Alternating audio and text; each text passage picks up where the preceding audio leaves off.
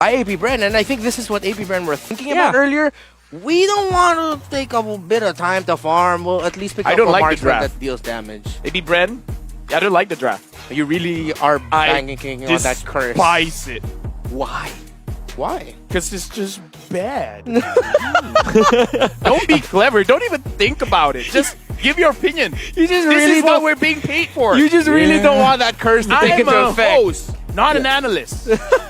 Okay. Because that's why we are asking you first why you hating the drop. But yeah, with Carry, he is denying about like when Onic wants to pick some sustainable heroes, like maybe another Martis or another Fredrin, because Fredrin is still free right now. Yeah, I think Onic are actually gonna ban out the Hayabusa in this phase. AP Bren like to pick up a Hayabusa in their jungle. Hayabusa and Hellcurt. Yeah, Hayabusa and Hellcurt whenever there is an Eve that they're up against, or Farsa Artillery Mage, or a Fredrin, because we know the Hayabusa can match up with the Fredrin in terms of the Retribution, and then they also take out the Joy, which is a good ban in itself. Now, I think here for Kiboy, he might end up with something like either a Kufra, Cho, or Minotaur. No, they have to ban the Masha first. All right. Yeah. That makes sense. That makes sense. Yeah. Masha first. No Joy there. And another... Maybe can... Do you know Rose's name is Joy? Yeah. Adelaine Joy, right? Yeah. You mentioned it before. Yeah, her name is Joy. Oh. Yeah. Adelaine. Oh, no. It's Adelaide, right? Huh? Yeah, Adelaide. So many revelations in this cast, my brain. Joy and Hayabusa banned out. I kind of feel like... Is this okay, right, to ban the Kufra? Respect the boy. Yes, please. The key boy. Oh, you're gonna choose what you're gonna respect, the Kufra or the Cho. Because both of them still can... He works with the Onic drop right now. Yeah. With Cho, you can like using the Way of Dragon to kick out Carry from the team fight, or even the Kaja when he do some setups. Yeah. Oh, that's a tough decision right now for Bren. Which one they're gonna ban out? Either the Kufra or the Cho. Either or would be great for Kiboy right now, and we know Kiboy can play those heroes incredibly well. Gonna be one of those. Arlot. Okay, so they'll leave the choice up to Onic. Which one it's gonna be? Okay, so if it's an Arlot, I'm thinking about an underrated heroes to be used by Onic. What do you think about Ruby? Facing against Kaja, Carry, Ruby can be good. That messes up the entry of the Kaja and the Valentina at times. And that's one of the combos that we actually see before with Ruby. But no, of course it's going to be the Kufra. Just tricking you. Yeah. No, but honestly, the Ruby would have been a great pickup, yeah. Sort of fallen out there, but we'll see what else they slot into it. AP Bren. They need jungler and the XP laner. Yeah. Jungler and XP laner for sure. But the Fredrin is still flex, right? It can be used by boots. Yes. If they want to, like, picking the last is for the jungle. Well, since in MPL Indonesia, Fredrin XP's struggling, I think this might still be a Fredrin jungler in the jungle. If this is going to be a different pickup in the jungle here for Onic, then it's going to be a surprising pick. I wonder if Bren are thinking about picking up the Martis for themselves this time around. Right? This time they'll just play the Martis in the jungle, and then still free. Okay, they pick up the Labu, and there, the Martis. Okay. Good shout out. Now, just the final pick for Onic here, just to see whether this Fredrin is going to the jungle or EXP. Needs to be something faster scaling, because right now this is again similar to the game 1 draft of Onic, where it's a bit too mid to late game focused. Agreed. Bane can be great. Oh yeah. Bane can be great, yeah. Bane would be not bad. Oh no, but they're gonna give up the deadly catch to the Valentina. So? But actually, yeah. It's no problem. Bane, yeah. Because there's still a choice. It's the real world manipulation or the deadly catch. I'm sold on the Bane, but where will we go? In the jungle, and then it's a Fredrin XP? Yeah, if they want to pick Bane. Fredrin XP, not bad. What? Just, you have a Flicker. Facing against Lapu is a good matchup too. And Grok. Okay, you know Grok, what? jungle? Here's the thing. No, I think both drafts are pretty mid. Do you guys want me to explain? No. Well, we don't have enough time anyway, so we're going straight to the casters. I like the way that both teams have actually picked up something from their opponents and adjusted to their own flavor. Yeah, they definitely have adjusted it to their own flavor. I love what I'm seeing from Onic. I think it's a really, really good idea from the side of Bren. They've set this up really nicely, but more importantly, it's all about those first 5 minutes of the game. This right here is Gideon, and I'm Leo at your service. It all comes down to this. No more Game 4, no more Game 5. Unfortunately, we'll have to wait for the playoffs for that. But right here, right now, tonight, only one of these teams walk away the victor. Is it AP Bren? Is it Onic? We're about to find out. Again, you predicted Onic. I predicted Bren, but I was already wrong, so you have a chance to be right, my friend. There's a potential here. There really is going to be a potential, and I hope by the end of the SPS that I'm going to be sitting on top of the standings amongst the casters and predictions, but who knows with this? Who knows with the way the teams that have been playing so far, and considering that they're coming back from bigger tournaments, coming over here and showing off what they've got, the level of polish that we're seeing is surprising so early on in the tournament. That's right. And not just the polish, the fact that they're able to throw back to certain lineups that have worked in the past in niche situations, and as well are injecting these new elements in the metagame to varying results, makes for quite the show, right? Makes for something that the fans all over the world of both of these teams of MLBB Esports, it gives them something to just be happy about. Going into the game right now, it's an orange start for both of our junglers, Kyle TZ and Kyrie, with Kyle actually being maybe what, a clip faster. Yep, it's a standard start here, and not to mention that, especially when you have a Grok, you have the ability to manipulate the waves, especially within the very first wave that spawns, but all you got to do is sacrifice your level 1. So in the meantime, it's going to be a slow start. Pause has been called, not sure from which side, but at the very least. All right, okay, back into the game. Luckily, the pause was relatively faster than we expected. Kyle TZ here going to score the Little Wanderer. Wow, Keyboy is just playing with fire right now. Exactly. And the beauty of Kyle TZ's build is the fact that he's going to have that extra penetration. So people like Keyboy won't be able to kind of tank him for too long, especially when he stacks up those auto attacks. But I'm very curious about the bottom side of the map. Oh no, Keyboy's in so much danger. He has to flicker away. Kyle, he's not letting him go through. Decimate into auto attacks? What did I tell ya? Yeah, again, playing with fire. He knows that he's in danger, but he's like, nah, I'm going to try. Oh. He's not really going to hop over that wall. Hops over the wall. Oh, wow. Oh, no. Is it gonna happen to Boots No, Boots too! He's away from the wall. He doesn't have his power of nature to cancel out the Insurer's aura. He gets the live for now, but this could be a potential dive. I'm waiting for the mid laners to get involved here. Phew, he's on the way, but Kyrie is going to stop him. He doesn't want this dive to go. And Boots, he's losing out valuable EXP.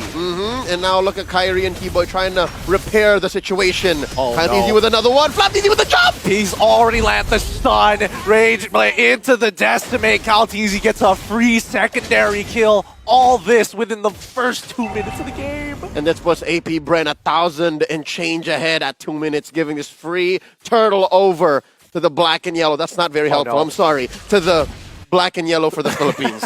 There you go. What's worse is that AP Bren have not let their foot off the gas. No. They've zoned away Boots, forcing him to recall a second time, and now trying to commit Grand Theft Purple. Ogwin, he goes on forward, tries to make it happen, but Sans is going to stop it all in his tracks with a real-world manipulation. Keyboy's in trouble. He gets finally hit by the Divine Judgment, but it doesn't matter. Kyrie might look for a trade back. Boots is able to pick it up, but Kyle TZ has already got the double, won't be able to find the triple. All right, so good news, bad news. Yeah, Onic got a kill, finally a trade off of that engage, an extended engage. But just the same, it really didn't lead to much. By taking down Flap TZ, and Boots still had to go home, Ryan knew. Boots still had to go home. This still allows for Kyle TZ to make what, an extra 200 gold off of the plate.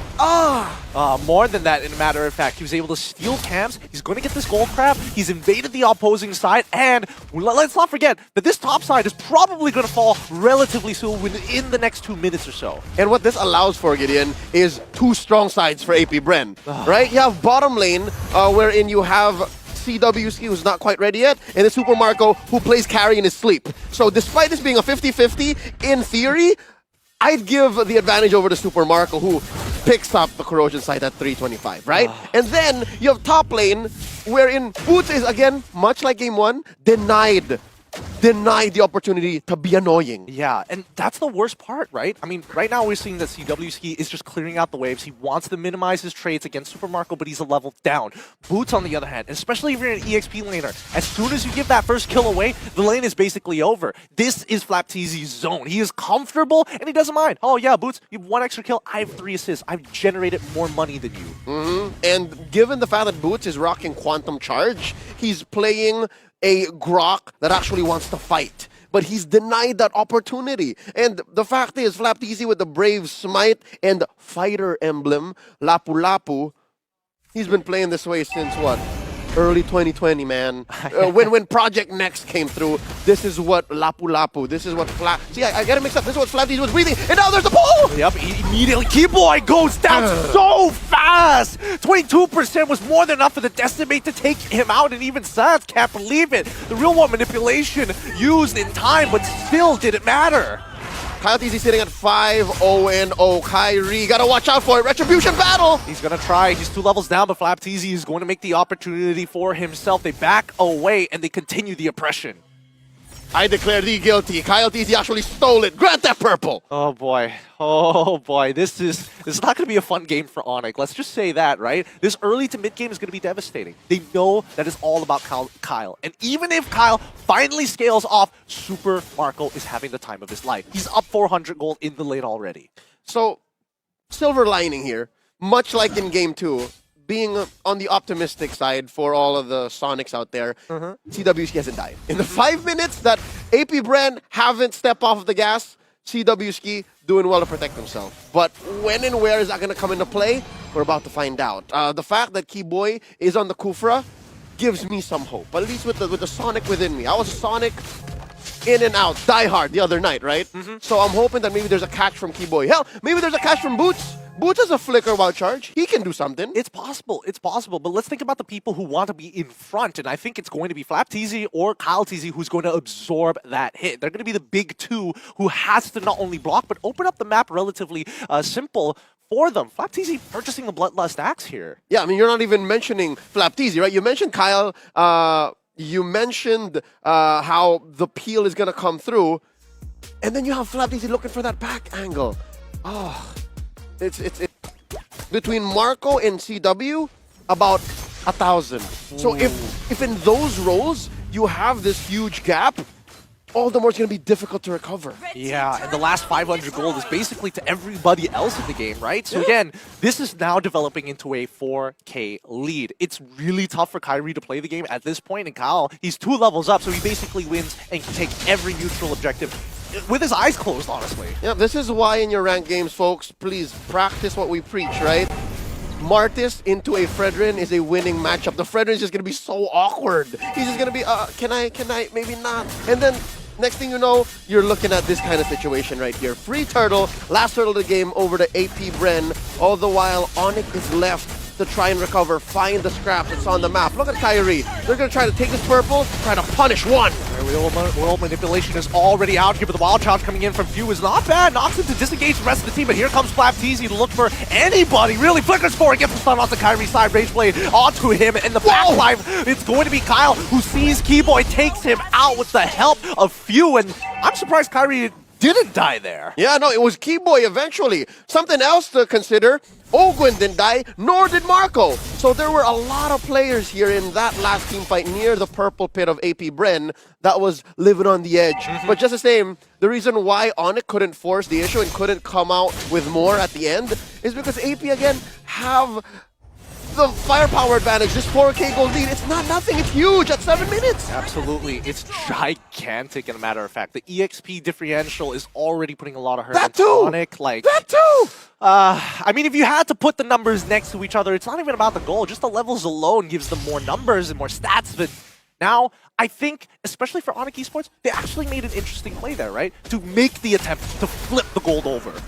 And they got away with, at best, right? I'm being very optimistic here. A gut check. Like, all right, this is what AP Bren is willing to put on the board. We can do better. We'll see you in about 2 minutes, right? That's what's going on here. Because, again, you're still looking at CWski. And also Sans, I guess. Yeah, no, Gila Sans hasn't died yet. Nope, he has That's Gila. not. He's trying to scale up, but again, it is a Eve. It does take a little bit of time. The items aren't exactly very cheap. But now, LapTZ, he's trying to get on out of there. Kyrie is slowing him down, noticing that Kyle and Few are in position to try and punish him. But Kyrie, he's not afraid. He's not afraid. He has reinforcements. All right, so with that being said, slow push down bottom. Tier 1 for AP Bren, very close to going down. The first major win for Onic, maybe, if they can actually get that. But with Lord spawning on this side of the map, it's less likely to happen. AP Bren is going to keep tabs on that, going to do their homework, make sure that they do at least the bare minimum and clear that. And then they might actually force a fight here in mid. Keyboy with the stretch. I mean, they're sending boots here. Keyboy opens up the mid rush. CW's, he's taking way too much damage, but he clears out that mid side. AP Bren still have a lot going for them. Owen even using the conceal just to deter the rest of Onic Esports, right? Top side is pushing, and this is going to be a 50-50. Kyrie is going to make the attempt. It's going to be tough. Real One Manipulation comes up right to the corner. Kyle is able to secure it. Now in the back line, getting time for LapTZ. He's trying his best, but Keyboy is the first to fall. Next will be Boots, but with off charge and the flicker out of there, he saves with just a sliver of health. 2 for none here, and I'm counting the Lord. AP Bren get away with a very close contest, and don't lose a turret along the way. I could have sworn bottom lane was going to go down, and here we see CW's doing his best to try and push up top, but Bren have done so well to disperse after that conversion. Yeah, and the gold earned leaderboard. How does Super Marco have more than Kyle? Kyle has 6 kills on his side while invading Onic Esports' jungle. He had access to everything, but somehow Super Marco is richer than him. Did Marco bring back avarice? I don't know, man. Does he have avarice again? No, it's just he's staying in the lanes much longer and getting the maximum returns on that, while Kyle TZ's playing footsies and then taking camps. Oh, let's not forget that he's also taking the bottom side camps as well because, well, Kyle, he doesn't need the extra camps. He's invading for them. Yeah, so here's something else to count. The first 5 minutes are where the extra gold comes through for the junglers. So yeah, Boots, you're in trouble. He tried to escape with the wild charge, but really, there's nothing he can do about this at all. Onic maybe look to respond here. They know that Few doesn't have his ultimate. They know that Kyle is still on that cooldown for that decimate, but really, they're not going to find anything. Gotta admit, that was pretty cool when all 3 members use a Cyclone Knight at the same time. Right? It was all right, sick. We'll move on. Now, looking at the item game here. Oh. Still, oh lord, the gold lead from each roll. And in a quarter, there you go. So can confirm, yes, it is going to be a Luminous Lord that will be scored by, at this point, inevitably, AP Bren, unless something goes on. Unless Onic is able to unlock one of their clutch genes, go Ultra Instinct and say, I'm sorry, I didn't realize that they were walking into the Animus or something. Like, what kind of a heritage is there? Where is this clutch gene coming from? Because it's one of those situations, especially with the Lord advantage that we are seeing, yes, it looks great for AP Bren. The question is closing out the games. We saw it with Onic Esports, right? Oh, hey, cool. Another one of those pause. Maybe there's a pause gene. And to Samsung Galaxy for helping make this possible. We're back in about 30 seconds until this next Lord, Luminous Lord. Luminous Lord, it's going to be important. I'm glad the Samsung Galaxy can help LaFell get his alphabets down. I was about to say count the alphabets on his fingers. Was, kind of. He was just going, I don't know why you did that. To help guide you, I guess? It gives direction. It's important, okay? I can't blame him because I kind of do the same thing, especially if I'm saying it backwards. I can't do that. But with 6 seconds left on the clock, look at the map pressure that they have across the board. Again, map is looking blue, even with a big fat wave brought in by good guy Boots down bottom. They're keeping Ogwin there to make sure that no one cuts right through that main artery in mid. So with that being said, this is as free a Lord as it gets. Again, 96% to 4. Like, there's no way Onic should try and force one. Yeah, it's really tough. And especially if you're in Kyrie's position, you're looking at this and like, man, I am still 2 levels down. So they're going to have to go for this defense, right? And this fat wave up topside is going to net them at least the tier 1, but that really doesn't change the situation. Oh, wait. Could they have miscalculated? Because, like, that wave down bottom is actually very thick. There's another one crashing through. So maybe AP Bren should answer back. But just the same, this actually helps them orchestrate a 3-way wave sync much, much faster, though. It's better for them, so I guess they're in control still. No, this is great. This is great for them because now they just manipulate the waves, wait for it to all kind of pile up, and then start pushing it out. Notice that Onic Esports, right? Where is Keyboy? Where is Keyboy? This is a weird setup. This is a bush that he should not be in. And yeah, there you go. He's recalling back. I guess he crossed the threshold a little too soon. I mean, he was hoping for... Wait, he stopped. Wait, he stopped for half a second there. He's going to be back home late. He's fine. Should be enough time for them. RWM coming in from Suns. Yeah, but Kyrie is instantly going to die down as Super Marco just chunks him out with the true damage. Keyboy charges up, but again, nobody is in range. And Bren is hyper aware of the situation. They're going to wait for the second wave before they do this and crack open an inhibitor. All right. Save for the kill on Kyrie. That was an almost perfect defense. Onic Esports able to keep all of their inhibitors. And of course, not give away too much except maybe for the life of Kyrie. Pretty good. Look at Keyboy with the jump. Oh, he flickers right into the wall. He tries, it does, and Boots is able to make it work. They take out Super Marco, and now this defense is looking mighty fine. More than just that, they picked off a key player in Super Marco who was deathless in game 1. Holy, those tech pauses were all for this one moment. Double flicker coming in from both Boots and as well as Keyboy. A wild charge that, and not even the wild charge, the nature's barrier into Keyboy, pushing him into it. That was insane. Maximum synergy. Onic, they're not out just yet, all right? They're doing their darndest to close this almost 10k gold gap between them and AP Bren. There's another Lord coming in, about a minute, and just the same. Onic, and this is the right thing to do, folks. When you're in this situation, you just don't cross the river. Yeah, you don't cross the river. You don't give too much information. We look back at the EXP, earn negative 3,000, but in terms of torrent damage, that's the important thing for AP Bren, right? Take away the inhibitor torrents, make it even more difficult for Onic Esports to actually control the map. And folks, just to explain why it's a negative, AP Bren is coming to the point where they're not gaining XP anymore. They've all reached level 15, so that's why those numbers are as such. But just the same, that doesn't mean it's good for Onic because they're still at a deficit. See some of them? Keyboy specifically, still at level 12. His kit isn't as maxed out just yet. Yeah. So, again, the numbers are still on AP Bren's side, who are now at, again, just the borderline 10k gold lead. Where does that put them? Again, safe to say, those comebacks are only going to come in when they're inside their base. Yeah, truly. Because I don't think Onic Esports is willing to force it out just yet because they're important resources. Imagine if it doesn't go well. That's instantly a game loss. And it's impossible to come back. But just the same, maybe this is where you go for Hail Mary Praise right now, before the TikTok timers. Because if you try these things in TikTok timers, all the more it's inevitable that you just lose and you just allow for a push in mid. But wait, they find the jump and the pull! Yup, instantly they take out Keyboy and they're trying to make sure that he dies, but no, he still survives as Slapteasy tries to zone out the back. Kyrie, unable to find any good targets when he praises Rafu, is able to take him out, chunks down two at the same time. Shadow strike towards Keyboy to keep it away as Super Marco walks finally free from the grasp of Onic. Maximum game sense. And of course, mechanical prowess. Few had not lost a touch. He's been playing even before MLBB Esports was a thing, and here is showing up why he is immortal, why he is eternal, why he is idol ng mga kids. And that bought a free Lord over for AP Bren. 2 for none, plus the Lord. Oh, the end is nigh. That was insane coming in from Few. He really had the guts to stand in front of 3 people and be like, you know what? You guys are terrified of me, not the other way around. This is my game. This right here, this is I am you. That's what he said. I am you. I was a little confused. Saying, why is Bush just? Oh, it's actually Few. So with that being said, big Luminous Lord marching down bottom. Bren Esports doing their best here to actually just sink all of the waves.